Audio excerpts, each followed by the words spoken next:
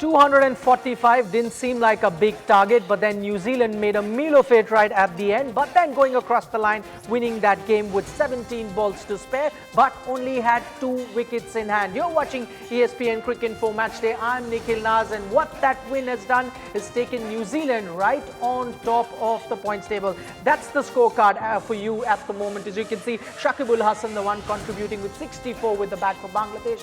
49.2 overs is what the team could last, but then the man of the match turned out to be Ross Taylor with 82 of the 91 deliveries that he faced, ensuring that New Zealand go across the line, as I mentioned earlier, with 17 balls to spare. As I've said right at the start of the program, that this has taken New Zealand at the top of the points table. It's also pushed Bangladesh a bit further down. They're right now at the number 6 position. I'm Nikhil Naz. You're watching ESPNcricinfo Matchday with me, Daren, Ganga, Ajit, Agarkar and Shahriar Nafees. Unfortunately, we don't have Kyle Mills joining us to celebrate New Zealand's victory. He's been working really hard throughout the night, and it's early morning at the moment in New Zealand. But for the New Zealand fans, plenty to celebrate. I'll start with you, Daren. I know when we were talking in the mid-innings, and most were of the opinion it'd be like a 300 pitch, but in the end, it was too close for comfort for New Zealand. Very much so, and I think New Zealand will feel happy that they secured another 2 points. If they were up against better teams in world cricket, I didn't think they would get the sort of let-off that they got throughout the innings. The crucial run-out where Mushfiqur Rahim didn't stump and run out, I think it was Kane Williamson. That was a turning point in the game, because that partnership was the partnership that put New Zealand firmly in control in this run chase. There were opportunities. I just felt that New Zealand gave the initiative to Bangladesh, but it just wasn't enough runs.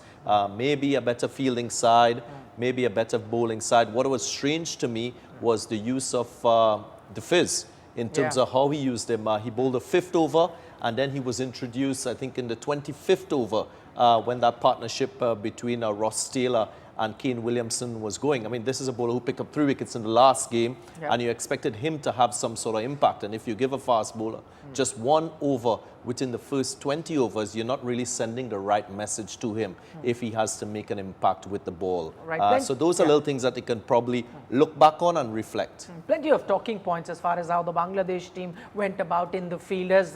Darren was talking about Mustafizur, the way he was used. Who could you have started with? Maybe Shakib, the new ball, something he could have looked at. And then the captain himself, not really bowling himself. We've seen this become a trend in the tournament so far. Just bowled 5 overs in this particular match. We'll take a look at the points table as well. As I mentioned, New Zealand right now have gone on top, the only team with a total of 4 points there. Bangladesh remain on 2 points, but have now been pushed down. That also after India registering that comfortable victory versus South Africa. So that's really pushed India's run rate higher than that of Bangladesh. So this is how the points table stand at the moment at the end of game number 9 at the ICC Cricket World Cup. Okay, I'll go across to Shahriar and Nafees. Shahriar, remember we were talking in the mid-innings and you said maybe the turning point for Bangladesh while they were batting at that time was that run out. You know, that crucial run out changed the course of the inning. Would you say now the turning point of the match was the run out that wasn't to be? Had Williamson been out then, things could have been different?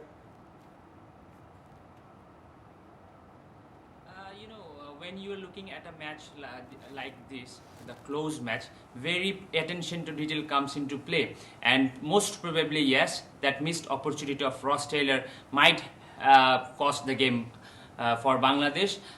In this kind of situations, in this kind of matches, when you haven't scored big, you need to take all the opportunities. You need to take all the opportunities in the right time, and probably that was the time when the New Zealand batsmen were trying to build up a partnership. Bangladesh missed the run out, and probably that had caused the game.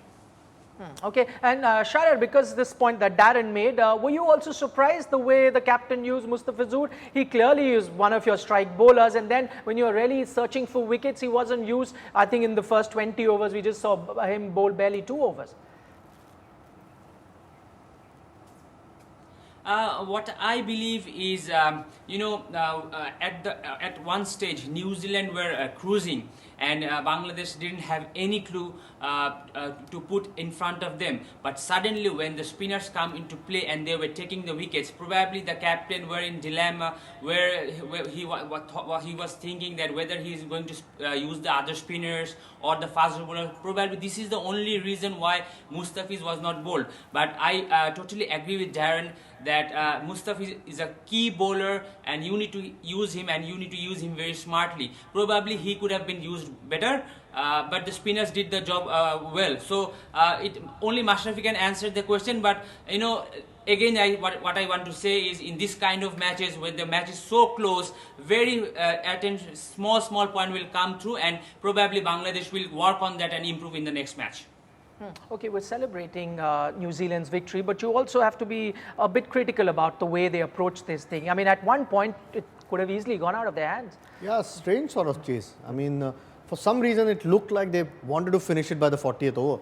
It felt that way. I mean, when they were batting, looked in a bit of a hurry. It wasn't a big total in the circumstances. You needed one, maybe two partnerships, and they were cruising. So, and some really soft dismissals just to keep Bangladesh. Bangladesh, tried their best. Showed a lot of heart, even trying to defend that total. But some really soft dismissals, keeping Bangladesh in the game for no reason on a decent pitch. I mean, Bangladesh bowled okay, but nothing spectacular. So New Zealand, I think there's a lot for New Zealand to work on. I mean, you unnecessarily create a situation where it starts becoming a close game. I mean, that shot by Nisham towards the end, almost sums up why it became such a close game. I think Ross Taylor perhaps a little bit unlucky.